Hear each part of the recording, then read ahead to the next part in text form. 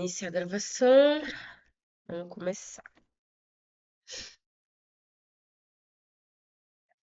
Meu nome é Maria Luísa e eu vou agora apresentar a parte B da prova prática. Inicialmente foi montado no XCOS um sistema em malha fechado, contendo um controlador PID, a planta do processo, o sensor, um bloco de soma e uma entrada em degrau. Na primeira etapa, a única coisa que foi mexida foi nos termos do PID. As ações integral e derivativa, elas foram zeradas. Então, utilizando apenas só o controle proporcional, né? No caso, só o pezinho. A gente fez isso para poder conseguir identificar o ganho proporcional. Então, esse ganho proporcional ele foi ajustado gradativamente até que o sistema apresentasse uma oscilação sustentada. Então, a gente foi fazendo testes para esse PD e aí a gente encontrou que a oscilação, o valor melhor, né, que mantém essa oscilação sustentada, seria para um KP igual a 11. E aí, nesse caso, a gente consegue também, agora que a gente identificou o KP, a gente consegue identificar o nosso PU. Como que faz? A gente pega o valor do segundo pico, né?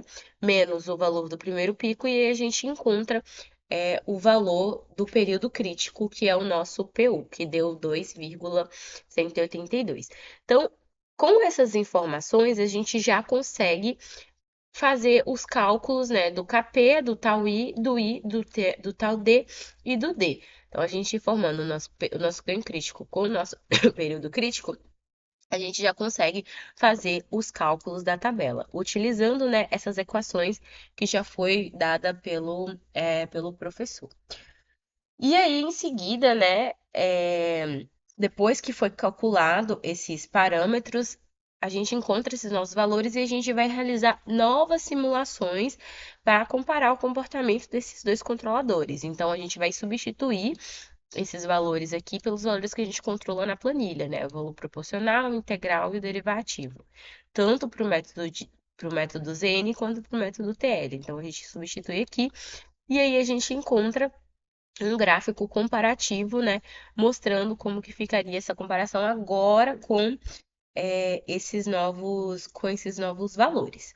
Então, a partir dessa simulação, a gente consegue exportar os dados para o Excel e aí, a partir, né, do bloco do Workspace, para a gente conseguir preencher essa tabelinha aqui, né?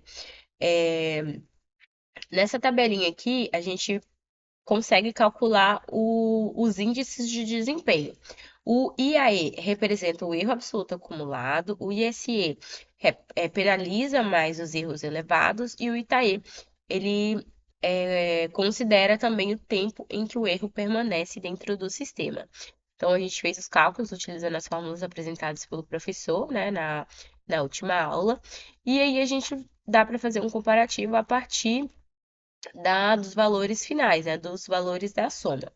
Então, comparando os resultados obtidos, a gente pode concluir que o método do Tales-Luben, ele apresenta menores valores para o IAE, ISE e o ITAE. Isso indica um menor erro acumulado, uma resposta mais estável. Já o método de Ziegler e Nielsen, ele apresentou uma resposta mais rápida, porém com maior sobressinal e uma maior oscilação. Então, concluindo, né, para concluir, né, que a gente pode tirar é que diferentes métodos de sintonia eles podem produzir diferentes respostas para o mesmo sistema. E nessa atividade, o método de Tales e Luben ele apresentou melhor desempenho porque ele proporcionou uma maior estabilidade e menores índices de erro. Então, né, a conclusão que eu tiro disso tudo, né, a experiência que eu tiro disso tudo é que com essa prática eu aprendi a identificar experimentalmente o ganho crítico, o período crítico, a realizar a sintonia, né, dos controladores P e D, utilizando métodos clássicos e comparar também quantitativamente o desempenho de cada controlador por meio dessas simulações no XCOS e também da análise dos resultados no Excel.